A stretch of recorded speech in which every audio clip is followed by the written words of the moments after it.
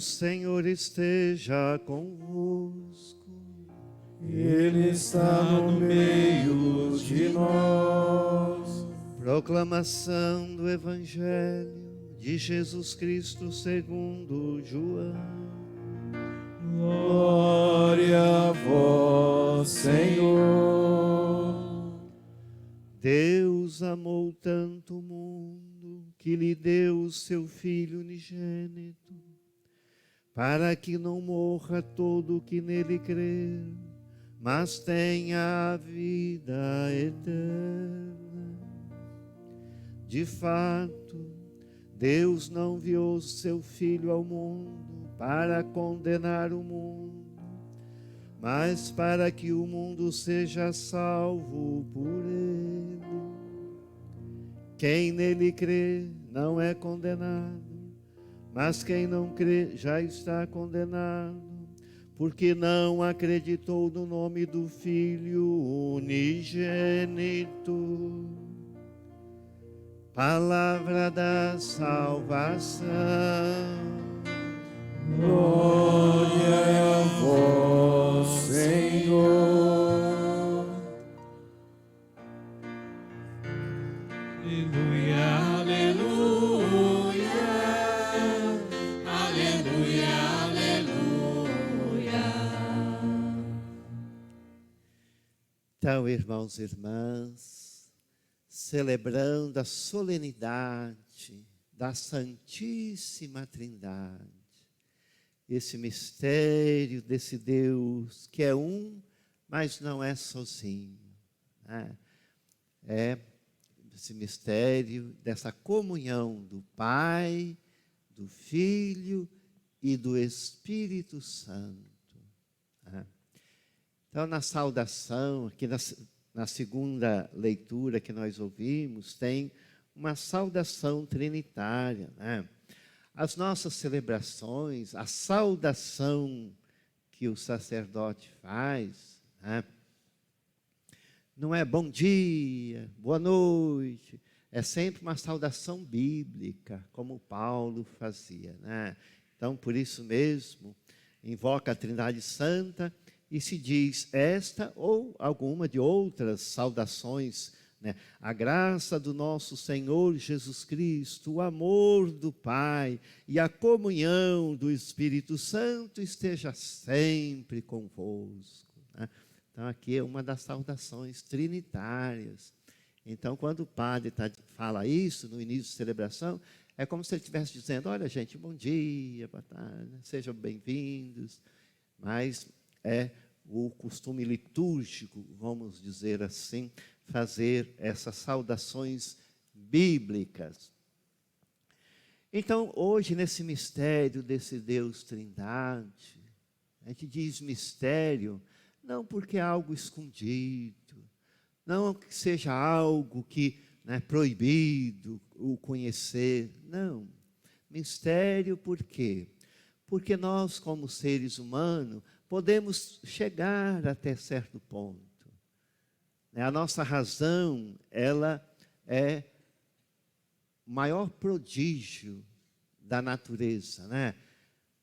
A matéria pensante, aquela que chega ao ponto, né, de transcender e dialogar com o universo. Então, a nossa razão é, vamos dizer assim, a coisa mais importante, aquilo que nos faz humano. Mas ela também tem seus limites. Então, a gente vai até onde a razão dá, até onde o conhecimento permite. Agora, depois, a gente acolhe esse mistério na fé. Porque como que nós vamos compreender esse mistério de Deus que é um e é trino, né? É três, é um e é três e um, né? Está no outro, vamos dizer, na sua plenitude, conforme Jesus sempre dizia: eu e o Pai somos um. Quem me vê, vê o Pai, porque eu estou no Pai e o Pai está em mim. E eu, junto do Pai, enviarei o Espírito Santo Paráclito para que esteja para sempre convosco. um grande estudioso, né, da Santíssima Trindade, enfim, de modo geral, do qual o cristianismo deve muito, por ter sido, né, uma das mentes mais brilhantes que a humanidade já produziu, se chama Santo Agostinho. Não é um santo assim popular, vamos dizer assim, mas ele tem a importância, né, porque ele, ainda nos primórdios da igreja, ainda durante o Império Romano, ele se converteu ao cristianismo.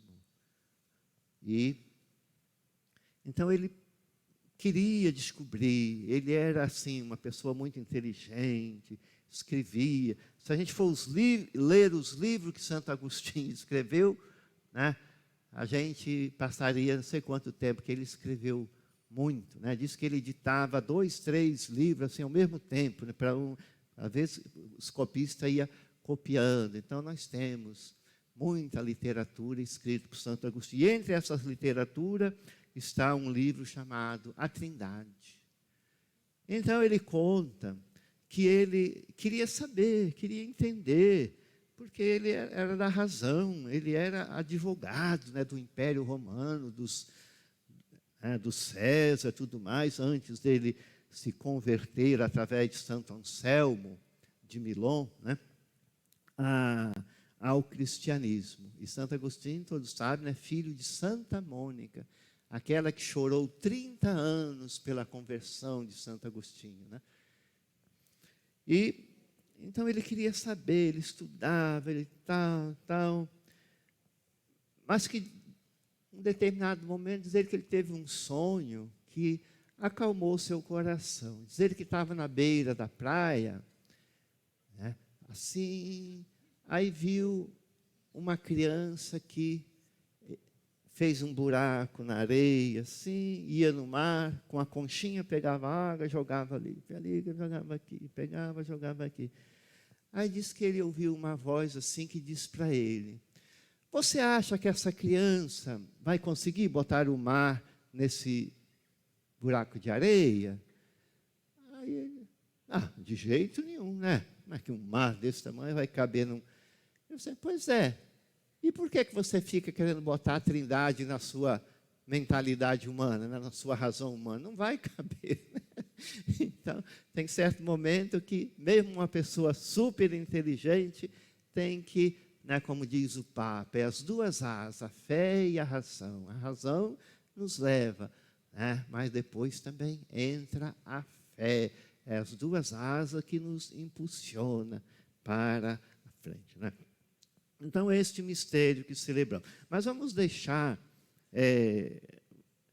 assim, vamos dizer, para os teólogos, a doutrina, os aprofundamentos, né, essas coisas bonitas, mas que às vezes a gente tem até dificuldade de compreender desse Deus, né, que é um.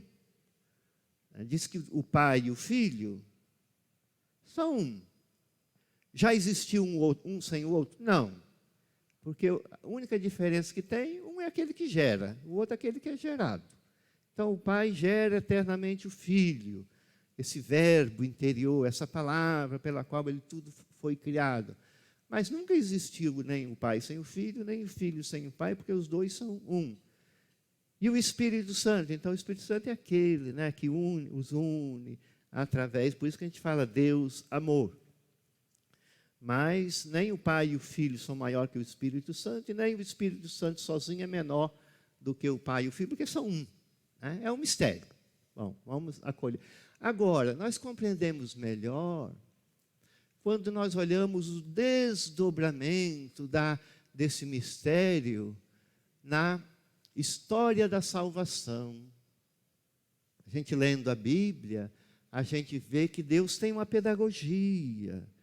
Ele vai conduzindo o seu povo conforme também a sua compreensão. Primeiro, ele se apresenta como Criador, como o Pai daquele povo, não é mesmo? E, por extensão, de todos os povos. Então, ele se apresenta como Pai. aquele que cria, aquele que dá vida, aquele que sustenta. Então, por isso a gente diz Deus Pai, a criação do Pai. Né? Agora, chega o tempo, a plenitude dos tempos, como diz São João. Então, este verbo interior, essa palavra do Pai, se faz carne no seio de Maria. Por isso que a gente diz, né? E o verbo se fez carne e habitou entre nós. Né?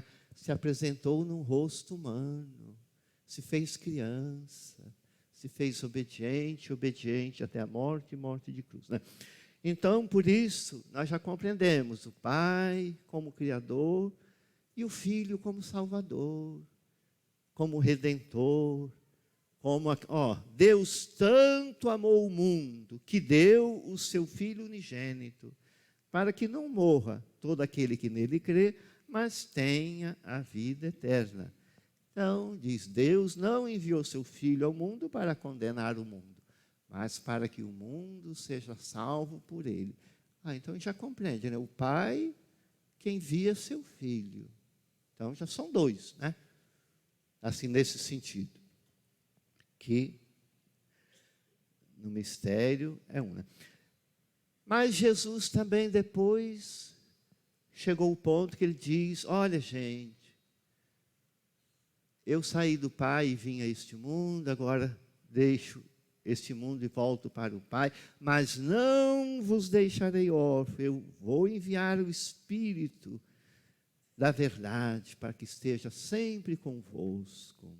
Então, né, foi a festa que nós celebramos domingo passado, a festa da descida do Espírito Santo sobre a igreja, então nós invocamos o Espírito Santo, o Deus que santifica.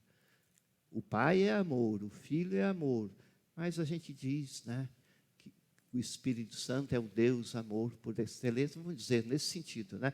Porque é aquele que une nos laços do amor o Pai e o Filho e congrega a sua igreja, porque este amor de Deus foi derramado em nossos corações através do Espírito de Jesus que nos foi dado. Enfim, irmãos, olhando assim nessa perspectiva da história da salvação, nós compreendemos, né? O Pai, o Filho e o Espírito Santo. Mas a nossa doutrina cristã nos diz que eles não são três, mas um só. É o Pai, é o Filho e é o Espírito Santo. Se revela como Pai, se revela como Filho, se revela como Espírito Santo. Mas é um só Deus que se revela através de três pessoas. Então, como disse Jesus, quem puder entender, que entenda, né? Mas o importante é nós acolhermos na fé este mistério, saber que estamos mergulhados nesse mistério de fé. Então, que Deus nos abençoe, irmãos e irmãs, e que a Eucaristia que nós celebramos, que é, né, esse Deus que se torna pão para alimentar a nossa vida, a nossa esperança, a nossa fé, possa ir nos fortificando e nós compreendermos no espelho da Trindade Santa, né, esse Deus, enfim, que é um, mas não é sozinho, é diverso, mas vive na unidade. Então, que nós também compreendamos viver em família, sabendo que ninguém é igual a ninguém, né, mas construir unidade na diversidade, na comunidade, em cada equipe, em cada movimento, em cada ministério. Saber que cada um é diferente, tem dons diferentes, mas somos um na fé em Cristo Jesus, mergulhado nessa mesma Trindade Santa. E assim também vamos sendo impulsionados, enfim, e mergulhando sempre cada vez mais nesse mistério de Deus uno e trino. Louvado seja nosso Senhor Jesus Cristo. Para sempre seja louvado. Ó Maria concebida sem pecado. rogai por nós que recorremos a vós.